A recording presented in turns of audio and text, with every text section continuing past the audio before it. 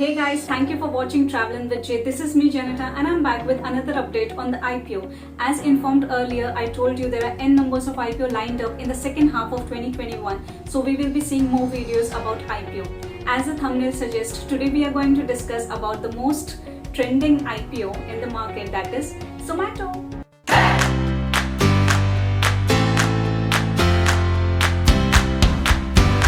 Before moving ahead with the IPO review, I wanted to share the story about Zomato, how it actually started. This is a pure example of a startup company.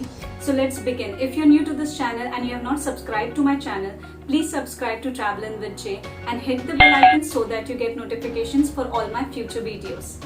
The story of Zomato started in a company known as Bain & Company in Delhi. Two friends known as Dipinder and Pankaj, they got an idea when they saw people from their office standing in queue outside the restaurants to order food, then wait for the food until their turn comes. So from there they got the idea of Foodie Bay.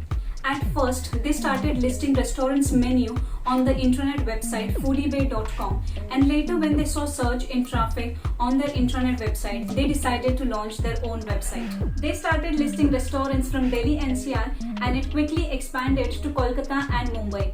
Later in November 2010, they changed the name from Foodie Bay to Zomato.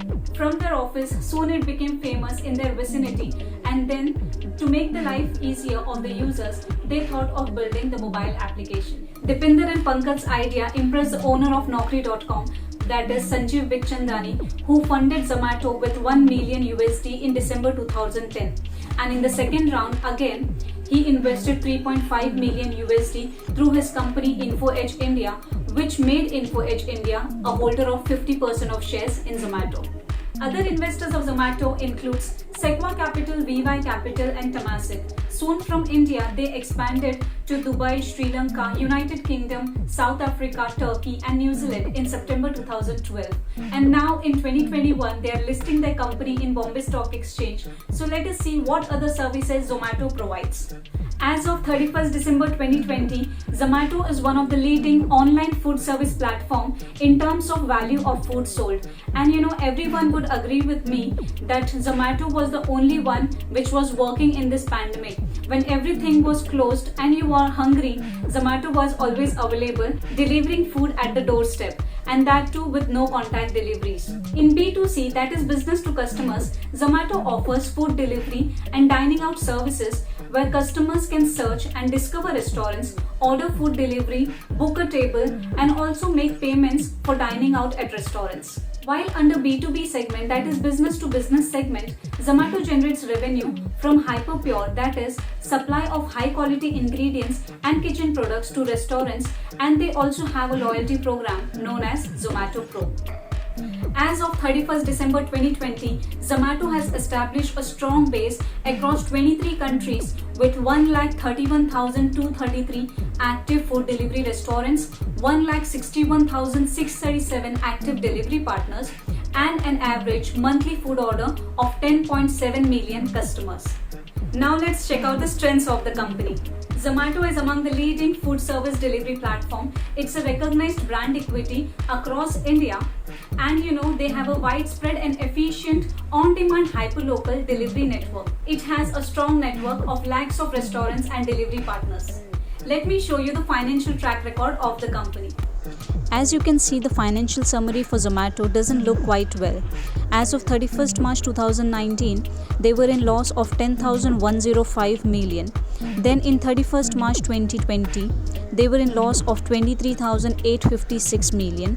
And as of 31st March 2021, they have recovered quite well and they were still in loss of 8,164 million. So they are gradually recovering their losses and moving upward. It is showing a positive trend as of 31st March 2021.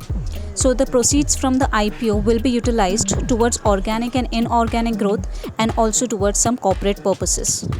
Let's move ahead with the IPO details. Zomato will be open for subscription from 14th July and the closing date for subscription is 16th July 2021.